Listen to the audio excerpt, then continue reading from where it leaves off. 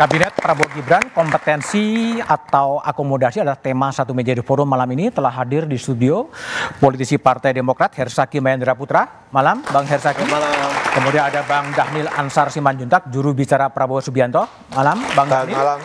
Putri Komarudin, Waksekjen Partai Golkar. Malam, Mbak Putri.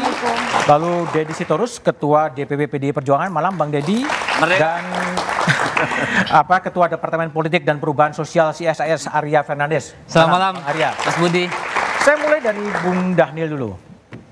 Dalam bayangan Pak Prabowo, second kabinet itu apa sih sebetulnya? Second kabinet tentu tidak bisa diduplikasi 100% dalam konteks historis ya. Okay.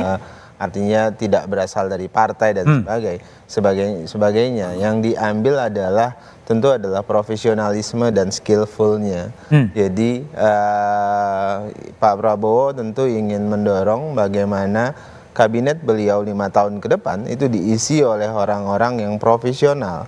Terlepas baik dari partai maupun non-partai. Terlepas dari asalnya dari partai politik maupun non-partai. Karena Pak Prabowo berkeyakinan di partai politik juga sangat banyak orang-orang yang sangat ahli di berbagai bidang, pun demikian dengan unsur kelompok masyarakat lainnya. Nah, tapi yang paling penting adalah mereka adalah ahli. Selain itu memang ada syarat lain, misalnya yang sering disampaikan Pak Prabowo itu adalah terkait dengan integritas. Integritas ini bagian yang sangat penting dan jadi catatan penting.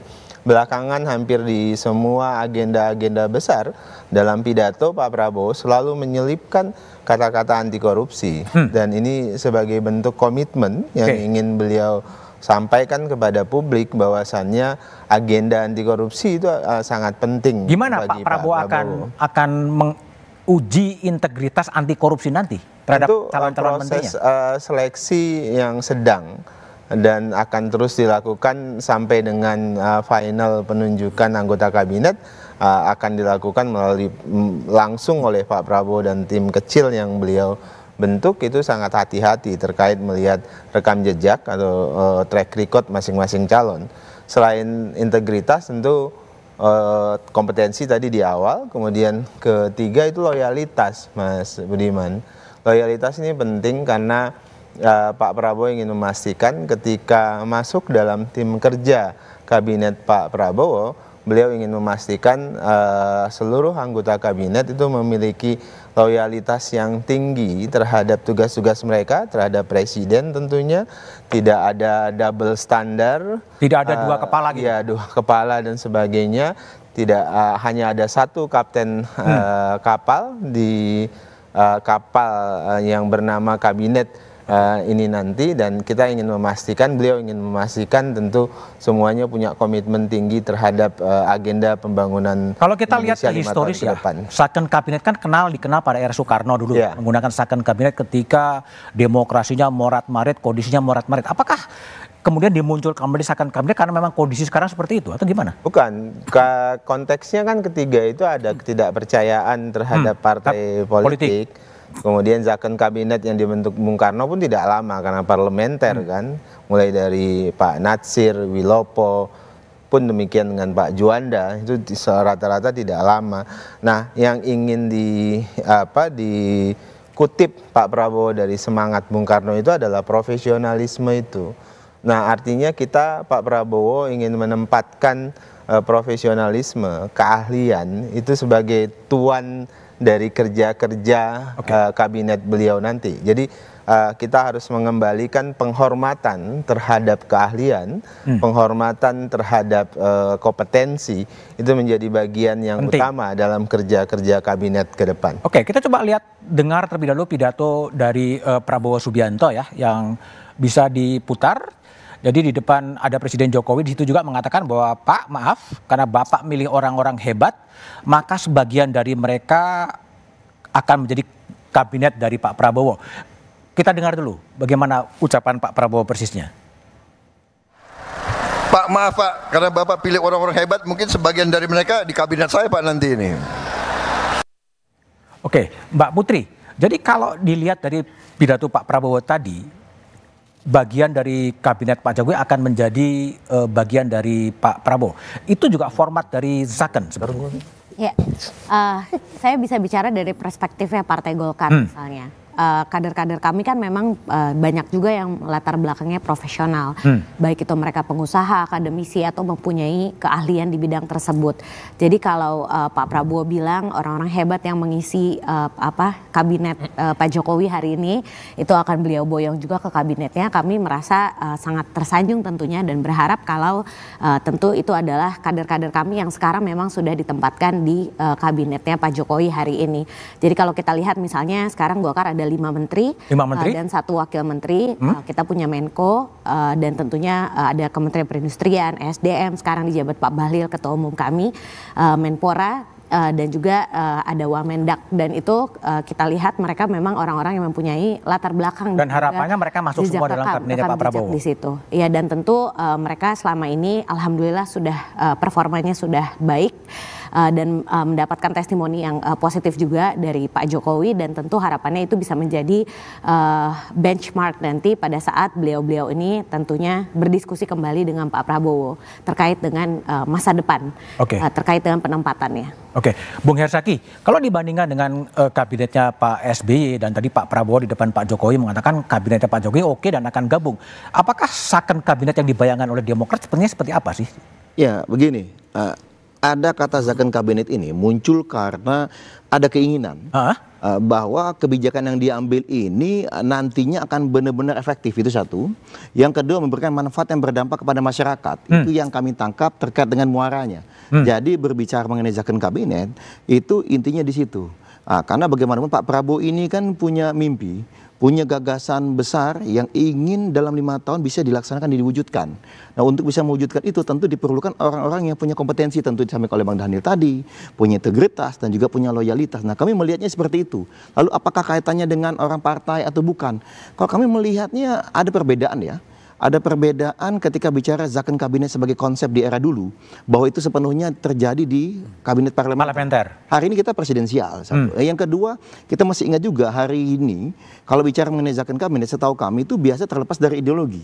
Nah, intinya takutnya kalau kabinetnya partai A, dia cenderung ke partai A misalnya kesetiaannya. Tapi hari ini Demokrat memastikan, Mas Ahaye Ketua Umum kami juga sudah menyampaikan dalam berbagai kesempatan, siapapun yang nanti akan diusulkan oleh Demokrat, yang kemudian dipilih oleh Pak Prabowo, itu kesetiaan utama dan terutamanya adalah untuk bangsa dan negara. Untuk bangsa dan negara. Yang kedua adalah kita akan mendukung penuh kabinet Pak Prabowo sama 5 tahun ke depan. Apapun kebijakannya kita amankan. Karena bagaimanapun Demokrat merupakan bagian tidak terpisahkan dari perjuangan dan kemenangan Pak Prabowo kemarin di Pilpres. Dan sesuai komitmen awal, kita akan kawal terus selama 5 tahun. Dimanapun posisi, dimanapun tanggung jawab yang akan diberikan kepada kader-kader kami. Oke, baik.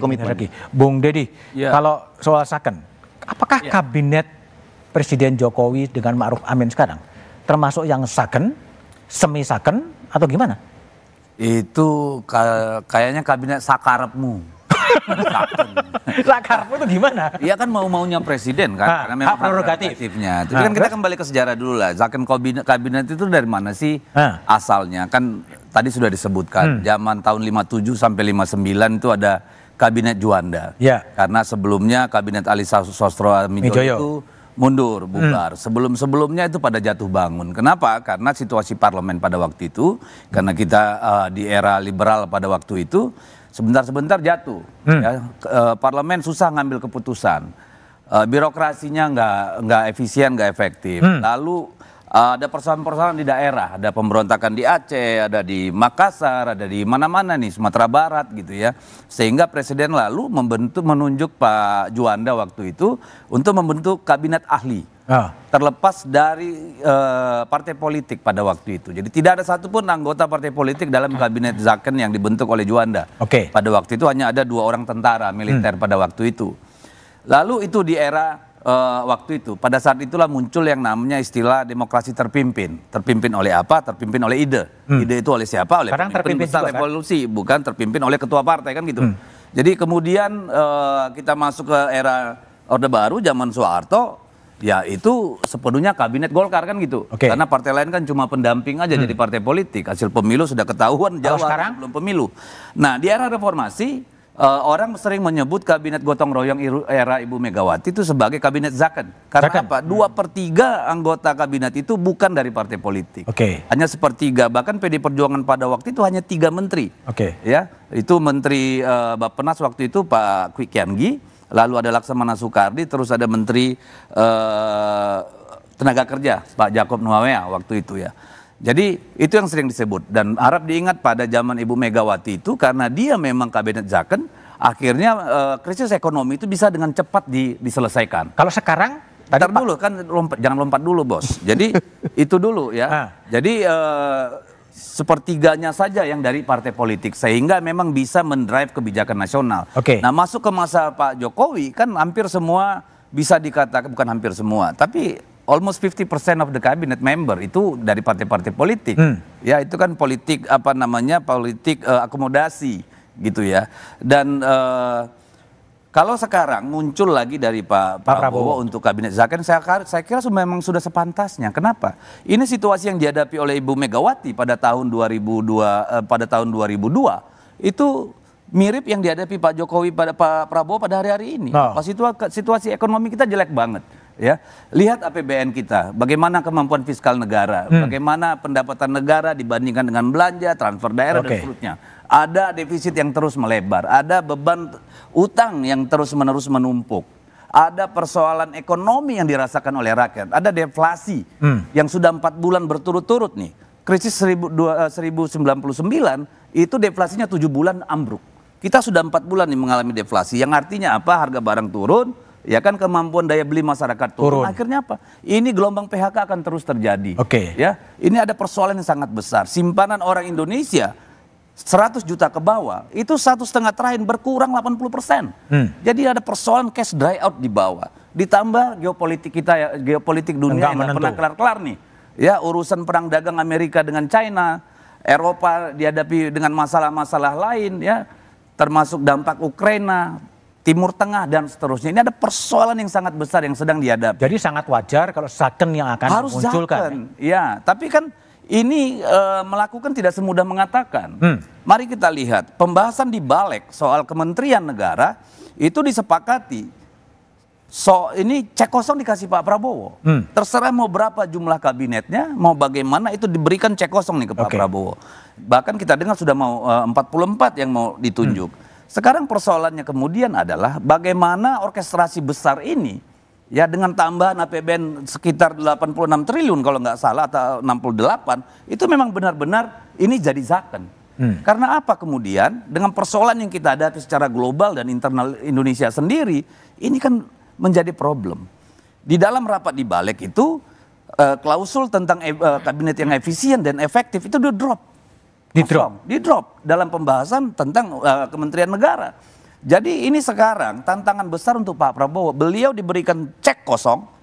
Terserah lu menteri mau berapa, kementerian mau berapa, mau milih kayak apa orangnya. Tapi ini beban buat Pak Prabowo dan Gerindra. Untuk membuktikannya. Untuk membuktikan bahwa memang benar-benar akan dicari orang yang betul-betul mampu. Nah ini kan persoalan kemudian terbuka lagi karena ketika mengatakan profesional ahli, kan ini ada 3 kategori nih. Ada politisi profesional yang apa lu mau gua bisa. Lalu gak ada nih barang kan banyak tuh, murni politisi. Tapi memang politisi kan memang harusnya punya kemampuan apapun bisa. Ya mereka expert dalam sedikit hal tapi tahu banyak tentang banyak hal kan gitu tuh. Tahu sedikit tentang banyak hal ya. Lalu yang kedua ada politisi yang punya latar belakang, background ekonomi, pengusaha, insinyur, researcher dan macam-macam. Lalu ada orang yang merupakan referensi partai politik. Sekarang tergantung pada partai-partai politik yang masuk dalam kabinet Pak Prabowo. Apakah mereka akan mengendorse orang-orang yang merupakan pimpinan partai politik yang politikus murni atau memang punya background tertentu sesuai nanti nomenklatur yang diberikan kementeriannya atau mau mengendorse orang-orang dari luar yang betul-betul punya keahlian untuk menduduki pos-pos yang ditunjuk itu. Baik Bang Didi. Jadi memang pertanyaannya apakah kemunculan Zakon kabinet itu hanya sekedar pembeda atau ada maksud lain? Kita bahas setelah jeda berikut ini.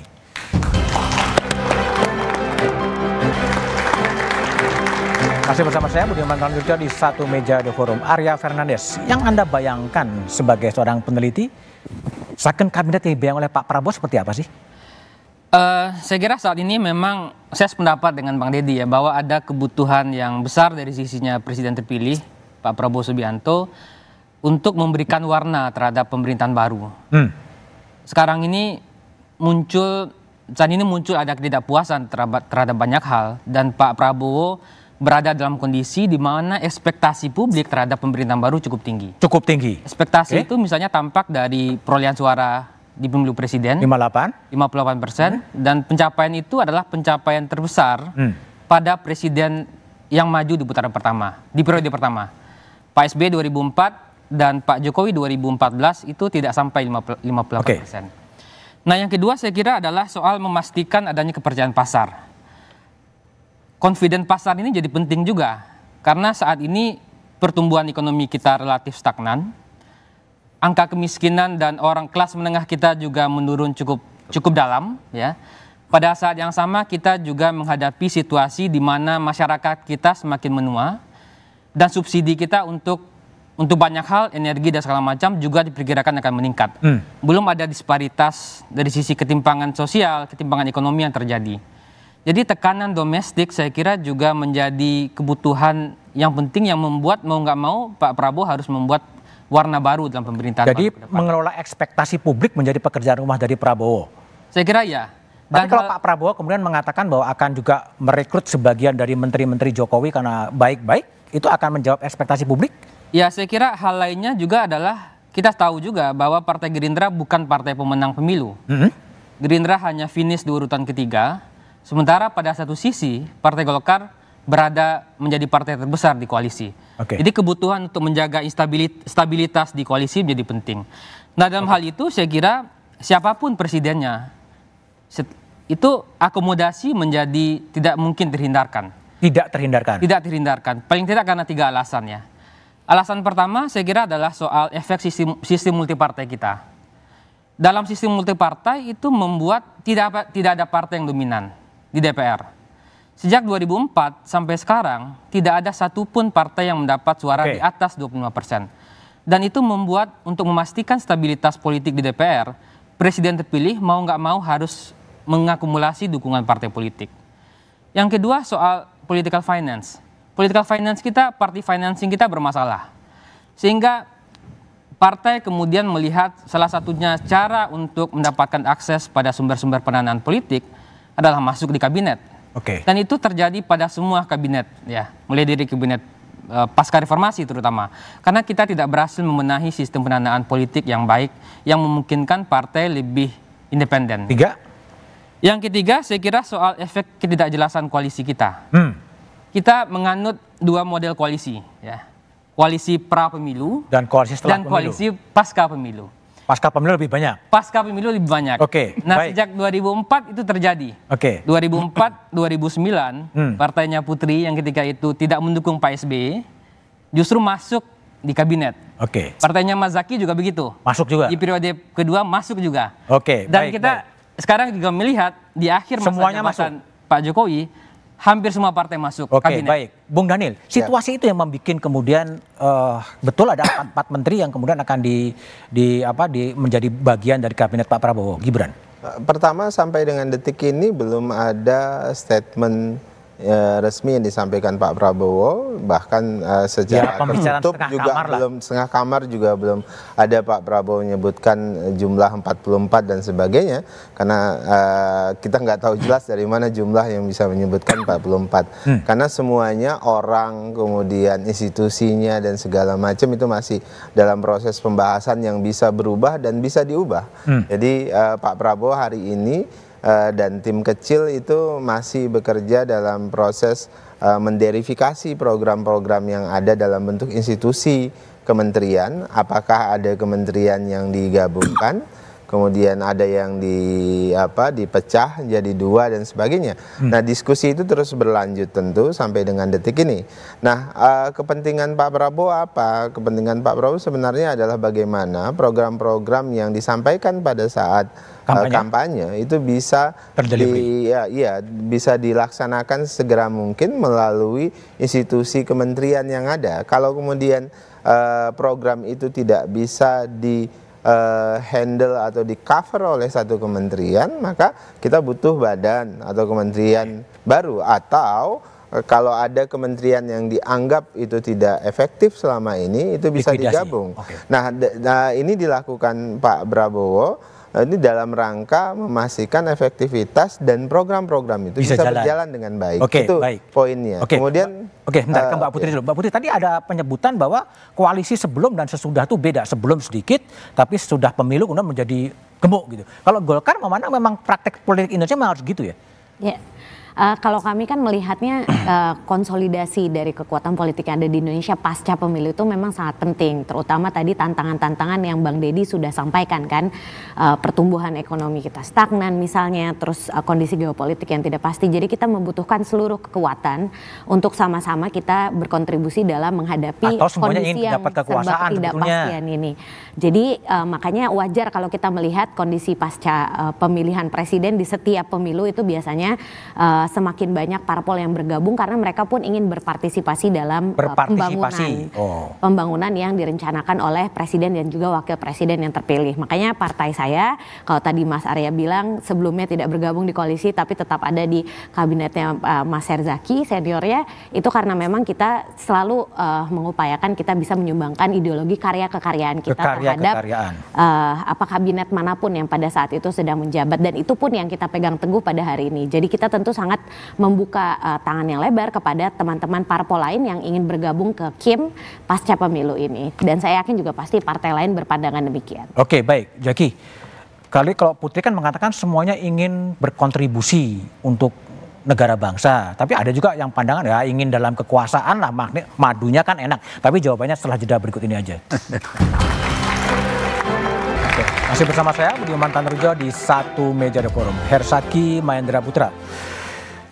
Bergabungnya partai setelah pemilu, tadi yang Mbak Putri katakan ingin berpartisipasi membangun masyarakat, atau memang ingin menikmati madu kekuasaan sih sebetulnya? Nah, gini Mas Bud, saya ingin membuka sedikit diskusi antara ketua umum kami Mas Ahaye dengan presiden terpilih Pak Prabowo. Jadi Mas Ahaye itu menyampaikan the true leaders atau statesman itu pikirannya adalah untuk menyiapkan generasi selanjutnya. Oke. Jadi bukan berbicara next election gitu. Nah, itu diskusi beliau dengan Pak Prabowo yang kemudian minggu lalu beliau sempat sebutkan di Surabaya ketika mengisi seminar internasional. Nah, jadi apa yang dibahas ini sehingga dalam 5 tahun bisa jadi misalnya katakanlah hasilnya belum segera dirasakan. Kan meskipun ya itu menjadi penting. Misalnya Pak Prabowo sangat peduli masalah nutrisi, masalah kemudian pendidikan. Nah, ini saya masuk ke sini dulu gitu. Nah, kemudian juga ada realita hari ini misalnya kita berbicara mengenai ancaman middle income trap, termasuk di antara tadi disebut oleh Bang Deddy. Lalu kemudian kita berbicara mengenai gizi buruk. Lalu kita ingin ada target yang namanya di SDGs di tahun 2030 yang tentunya 5 tahun ini akan menjadi modal yang sangat besar. Nah, karena itulah kemudian Pak Prabowo ini dalam diskusi dengan Mas Ahaye yang kami tahu ya, yang kami diceritakan itu ada keinginan bagaimana sebisa mungkin kita sejak hari pertama kabinet itu dilantik bisa ngebut. Langsung kerja? Langsung kerja. Nah, di antaranya kemudian makanya muncul mungkin isu terkait Zaken. Apa yang disebut kemudian oleh Bang Dhanil adalah kompetensi. Lalu di sini kita juga Pak Prabowo menegaskan berulang kali tidak ada ruang untuk perasaan pribadi. Kalau untuk bangsa dan negara. Sehingga apa? Boleh kita beda pandangan ketika Pilpres. Tetapi setelah Pilpres, ayo kita jadi bangsa lagi, ayo kita bersama. Kalau ingin bergabung, membantu, membangun negeri ini di dalam pemerintahan, ayo kita berjuang bersama. Dan Demokrat bersama Mas Ahaye mengamini apa yang disampaikan oleh Pak Prabowo. Silakan Pak Prabowo. Kalau jika itu dirasa langkah terbaik buat bangsa negara. Bang Deddy, ini kira-kira 44 ya meskipun sumbernya nggak jelas gitu kan. Apakah sudah bagi-bagi dan PDIP akan masuk juga gitu? Saya kira sampai hari ini belum ada diskusi soal itu di partai secara resmi ya. Di DPP partai belum pernah sampai ke sana diskusinya. Tapi saya sih ingin kembali menegaskan karena kan ini kita meletakkan harapan pada Pak Prabowo ya.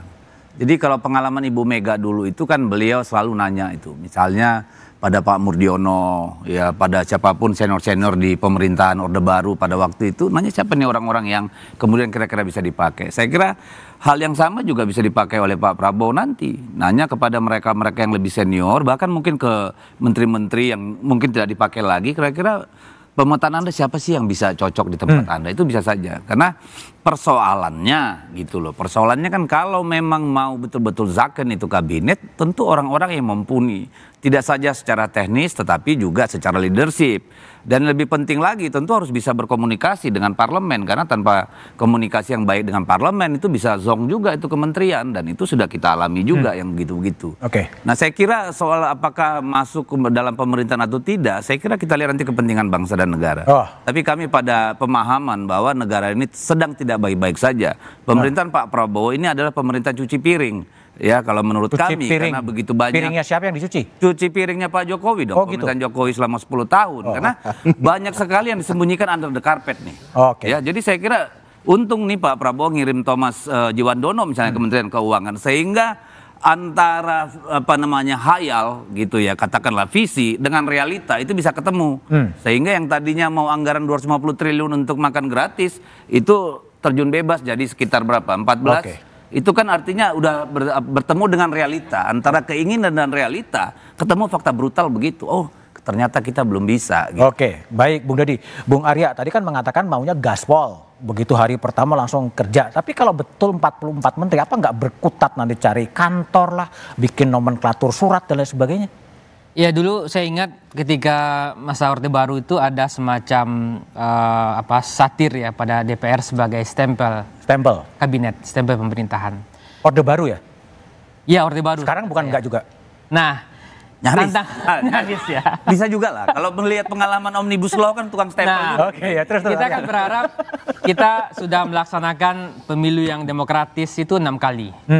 Dan salah satu parameter demokratisasi itu selain kompetisi itu adalah kontrol dari parlemen. Dan kontrol itu hanya mungkin terjadi kalau ada partai yang memang di DPR melakukan kontrol. Kalau dukungannya seperti sekarang itu 52%, kita nggak bisa membayangkan ada kontrol. Tidak ada perdebatan di DPR, tidak ada perspektif non pemerintahan di DPR, dan juga tidak ada partisipasi publik yang bermakna untuk memberikan masukan pada kebijakan-kebijakan. Di COVID mungkin jadi penting, karena ketika itu pemerintah dan DPR butuh satu kebijakan yang mendapatkan dukungan kuat, sehingga mungkin situasi yang konsolidatif menjadi penting. Tapi pasca COVID mungkin saya kira tidak perlu lagi mengakumulasi power yang terlalu berlebihan, gitu ya. Dan itu saya kira juga tidak baik. Untuk apa kemudian kita pemilunya yang kompetitif, menggunakan anggaran yang banyak, toh pada ujungnya partai masuk dalam satu kabinet gitu. Sehingga debat-debat soal perspektif lain di luar perspektif kabinet itu saya kira penting. Sekarang ini yang tersisa hanya masyarakat sipil yang mulai melemah, pers juga tidak banyak, mulai banyak yang terutama online yang gulung tikar. Sekarang itu kontrol sosial kita semakin lama semakin menipis. Dan ketika itu terjadi, saya kira itu alarm bagi demokrasi kita. Dan alarmnya sudah terjadi sejak lama sebenarnya. Tinggal lonceng siapa yang akan bisa memberikan lonceng alarm yang kuat pada hari ini. Mbak Putri, kalau betul Mas Bambang Susatyo menyebutkan 44 gitu, apakah sejak awal nanti nggak direbutkan dalam konsolidasi urusan teknis administratif ya? Surat lah, kantor lah, menata orang organisasi? Ya, sebenarnya kan Pak Bamsud juga kemarin sudah sempat mengklarifikasikan bahwa apa yang beliau sampaikan terkait 44 kementerian itu gosip jalanan. Yang beliau sampaikan dalam rangka diskusi pada saat itu dengan teman-teman wartawan. Jadi belum terkonfirmasi tentunya, dan tadi Mas Daniel juga sampaikan ini masih dalam proses penggodokan, dan tentu kami mempercayakan ini sepenuhnya kepada Ketua Umum kami Bang Bahlil untuk berdiskusi dengan Pak Prabowo terkait terkait dengan jumlah nomenklatur dan lain-lainnya. Tapi yang saya mau lihat selama saya di Komisi 11, sebenarnya banyak hal yang bisa kita lakukan untuk membuat birokrasi kita ini lebih efisien. Jadi kalau kita lihat kemarin salah satu pencapaian paling positif dari kementerian yang menjadi mitra kami, Kementerian Keuangan, itu mereka berhasil memangkas 2 triliun sekian dalam 1 tahun APBN karena mereka menggunakan digitalisasi, efisiensi dari perjalanan dinas dan banyak juga kiat-kiat lainnya yang menurut saya nanti bisa di-copy juga oleh para menteri-menteri yang bertugas di kabinetnya Pak Prabowo dan juga Mas Gibran. Karena memang kadang birokrasi yang efektif ini harus ada drive kepemimpinan dari sang menteri yang tentu hanya ada visi misi presiden, tapi mereka lah menteri-menteri ini yang akan menjalankan teknisnya. Apalagi kita juga punya lembaga kebijakan pengadaan barang jasa pemerintah LKPP yang kemarin juga sempat menghemat 2 triliun lebih dikarenakan ada konsolidasi dari pengadaan barang-barang untuk pemerintah. Jadi bayangkan betapa banyak sebenarnya anggaran yang bisa kita hemat ke depannya kalau kita bisa terus merencanakan penganggaran APBN setiap tahunnya dengan lebih baik gitu. Jadi ini bisa menjadi pembelajaran yang sangat positif untuk kabinet Pak Prabowo dan Mas Gibran ke depannya. Oke, baik Bung Daniel. Ini nomenklatur diubah ya. Tapi pada sisi lain Bang Dasko mengatakan jatah Gerindranya makin kecil ya. Pengorbanan Gerindra ya. Ya, bagi Gerindra yang paling penting adalah Pak Prabowo sukses membawa Indonesia lebih baik 5 tahun ke depan. Itu jauh lebih penting bagi Gerindra.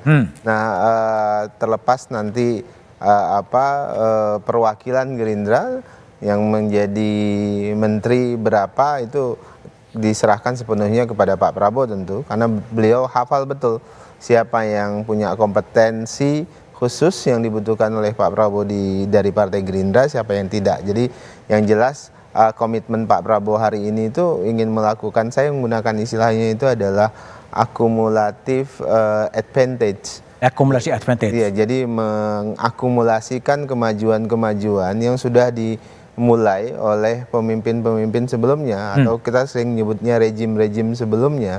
Karena selama ini kan tradisi cancel culture, menegasikan kepemimpinan sebelumnya itu sangat terasa, sehingga kita tidak pernah bergerak maju, tidak progresif. Nah, Pak Prabowo itu menginginkan ada upaya akumulatif advantage ini secara maksimal. Itulah kenapa misalnya Pak Prabowo menyebutkan kepada Pak Jokowi, menteri-menteri beliau yang dianggap baik, yang itu yang tadi saya sebut sebagai ada advantage-nya, tentu bisa jadi dipertimbangkan lagi oleh Pak Prabowo. Itu adalah upaya mengakumulasikan advantage tadi.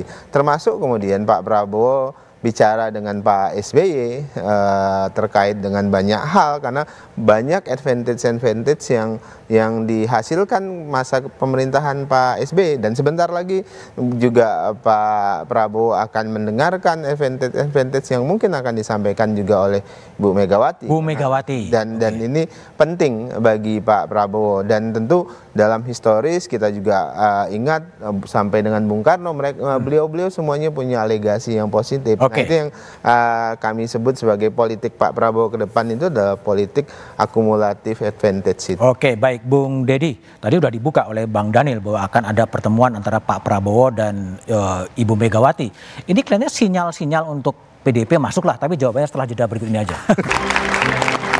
Masih bersama saya Budiman Tanurjo di satu meja The Forum. Bang Dedi Sitorus, Prabowo dan Bu Mega akan ketemu, sinyal PDIP akan bergabung. Sinyal bahwa dua-duanya negarawan.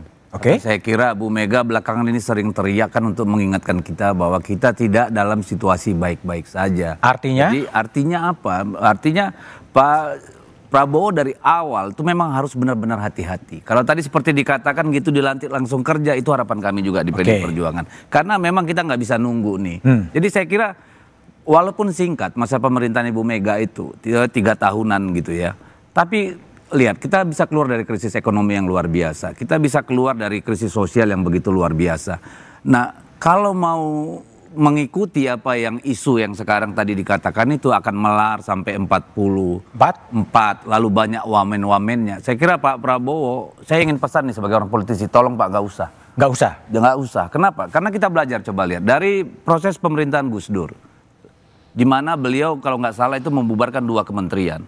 Akhirnya apa? Toh kembali lagi. Dan selama 2 tahun itu terjadi kekacauan luar biasa nih di birokrasi kita. Lihat periode Pak Jokowi, bagaimana dia membentuk badan-badan atau wamen-wamen dan segala macam. Wamen tuh nggak ada yang efektif. Di dalamnya jadi potensi konflik, nggak kebagian kerjaan apa-apa, nambah anggaran gitu ya. Lalu kalau mau dimekarkan, dari mana ASN-nya, dari mana birokrasinya, dan seterusnya. Bagaimana nomenklaturnya, bagaimana ini bisa nyambung semua. Itu 5 tahun juga nggak kelar. Artinya Pak Prabowo justru akan kehilangan advantage tadi untuk menjadi kabinet yang efektif gitu. Jadi untuk kepentingan Pak Prabowo sendiri dan kepentingan negara ini, kalau saya justru harus lebih ramping. Setidaknya sama dengan yang sekarang gitu ya. Karena apa? Nggak bisa kita tidak punya kemewahan pemerintahan Pak Prabowo ini untuk mengatakan melakukan eksperimentasi ini dengan nambah melar begitu banyak gitu ya. Karena butuh apa? Butuh bagaimana menyatukan biar koheren semua lembaga-lembaga dan kementerian itu nggak mungkin bisa terjadi dalam 5 tahun. Mbak Putri, kalau tadi hints disampaikan oleh Bung Daniel bahwa Pak Prabowo dan Bu Mega akan ketemu, Golkar melihatnya gimana ya? Khawatir juga kursinya berkurang itu kalau PDIP masuk? Kalau soal kursi, saya rasa itu udah clear dari awal. Kalau kita sangat percaya bahwa Pak Prabowo pasti akan memberikan porsi yang sesuai untuk latar belakang dan juga untuk latar belakang dan juga profesionalitas dari masing-masing orang-orang kompeten yang ditempatkan pada posnya. Jadi kalau misalnya nanti memang PDIP akhirnya bergabung ke koalisi Indonesia Maju Plus ini, tentu kami juga akan sangat senang karena selama 10 tahun juga kita sudah sama-sama membangun Indonesia di kabinetnya Pak Jokowi. Dan terbukti bahwa ternyata ketika PDIP, Golkar, Gerindra bersatu, ternyata kita juga telah efektif ya walaupun dengan segala keterbatasannya telah efektif untuk membuat pemerataan pembangunan yang menurut saya salah satu hal yang tadi Bang Daniel sebutkan, cumulative advantage yang harus dilanjutkan sebagai komitmennya Pak Prabowo juga gitu ke depannya. Bung Herzaki, kalau Putri mengatakan sangat senang kalau PDIP dan masuk dalam kabinet Pak Prabowo, Demokrat juga sangat senang juga. Ya, kalau dari kami ya jelas hari ini presiden terpilihnya adalah Pak Prabowo. Dan seperti disampaikan oleh Pak SBY, setiap pemimpin selalu ingin memberikan yang terbaik. Jika dirasa oleh Pak Prabowo bahwa misalnya teman-teman PDIP bergabung di dalam kabinet ada hal yang terbaik, Demokrat akan mendukung dengan sepenuh hati. Ini menjadi komitmen kami karena bagaimanapun ya hari ini kita bahas mengenai akomodasi atau kompetensi itu pun tidak perlu dipertentangkan karena sebenarnya kedua-duanya bisa berjalan beriringan. Bagaimanapun negara kita negara majemuk, banyak sekali ya karakteristik yang berbeda-beda, tetapi juga kita masih ingat, kita selalu bisa bersatu, apapun perbedaan kita. Yang penting buat bangsa dan negara itulah keyakinan ketum kami Mas AHY dan seluruh kader Demokrat, komitmennya tetap sama. Pak Prabowo 5 tahun kita jaga betul, kita kawal betul. Mau mengajak Bu Mega, mau mengajak PKB, Nasdem, siapapun, itu kita siap. Bahkan unsur-unsur ormas atau apapun, yang penting kami meyakini ini semua untuk bangsa dan negara. Untuk bangsa dan bernegara. Dan 5 tahun ke depan ini banyak tugas ya yang kita ingin wujudkan. Pak Prabowo punya banyak gagasan besar dan kami meyakini gagasan itu adalah yang terbaik untuk bangsa ini selama 5 tahun ke depan. Tugas Demokrat, Pak Prabowo silakan. Anda mau milih berapa menteri, Anda mau ngajak siapa, ayo kita jalan bareng, kami siap mendukung apapun. Baik. Bung Daniel, betul nggak sih spekulasinya bahwa PDIP pada saatnya nanti juga akan bergabung ke pemerintahan? Yang itu yang bisa jawab. Kalau Anda bicara Pak Prabowo kan? Yang bukan. Kalau akan bergabung ke pemerintahan yang bisa jawab tentu PDIP. Kalau Pak Prabowo dan Partai Gerindra tentu dalam posisi terbuka dengan semua kelompok dan itu adalah sikap jamaknya Gerindra dan Pak Prabowo sejak awal. Itu pertama. Kemudian kedua, Mas Budiman, Pak Prabowo yang jelas akan sangat akomodatif ya. Akomodatif terhadap apa? Terhadap kompetensi, terhadap keahlian, dan tentu juga Pak Prabowo akan sangat akomodasi terhadap nilai-nilai keindonesiaan kita, karena ketika menyusun kabinet ini kan kita juga harus mempertimbangkan misalnya unsur perempuan, kemudian unsur-unsur lainnya karena sangat kompleks dan sebagainya. Nah itu juga sedang dipikirkan oleh Pak Prabowo, selain memang Pak Prabowo ingin memastikan ke depan tantangan kita itu bisa kita lewati dengan mudah karena kondisi geopolitik, strategis itu tidak baik-baik saja. Baik, Bung Arya Fernandes. Bagus kalau memang PDIP bergabung dengan pemerintahan, dan di luar siapa? Saya sih pada posisi mendorong PDIP untuk menjadi partai oposisi ya, di luar pemerintah. Karena menurut saya dari sisi publik kita tentu butuh perspektif non-kabinet, non-pemerintahan yang mungkin bisa memberikan inisiatif-inisiatif baru terhadap kebijakan. Yang kedua menurut saya nggak bisa bayangkan bagaimana seorang presiden terpilih bisa mengelola koalisi yang sangat gemuk. Kalau mungkin 5-6 partai mungkin oke. Tapi kalau 8 partai masuk kabinet tentu saya nggak bisa bayangkan bagaimana mengelola koalisi yang gemuk itu. Dan tadi permasalahan-permasalahan koalisi juga banyak. Dulu saya ingat 2 bulan setelah Pak SBY terpilih di 2009, itu digulirkanlah hak angket Senturi. Dan salah satu motornya itu adalah justru dari partai-partai koalisi SBY. Ada PKS, ada PKB, ada PAN, plus Golkar, plus PDIP. Jadi bukan nggak mungkin nanti di tengah jalan akan ada juga hak angket itu. Yang ketiga menurut saya adalah soal kita nggak bisa bayangkan bagaimana kemudian di tahun ketiga, tahun keempat, yang mungkin beberapa bulan lagi menjelang pemilu, partai-partai akan sibuk saja untuk menyiapkan dengan putra-putra mahkotanya. Apalagi misalnya kalau misalnya yang masuk kabinet itu adalah ketum-ketum partai. Tentu mereka mungkin ada yang mau nyapres, ada yang mau nyalek. Ya. Jadi saya kira di tahun pertama ini saya kira mungkin lebih baik Pak Presiden terpilih kita, Pak Prabowo, lebih betul-betul memberikan atensi untuk urusan domestik ya. Selain karena kita lihat belakangan Pak Prabowo lebih banyak pada isu internasional, tapi mungkin isu domestik mungkin Gibran menjadi penting juga. Yang domestik Gibran nanti. Nah itu gimana tuh, Bang Deddy? Ya udah. Lu tanya Oke, Bung Arya, Bung Deddy, Bung Mbak Putri. Mungkin sedikit.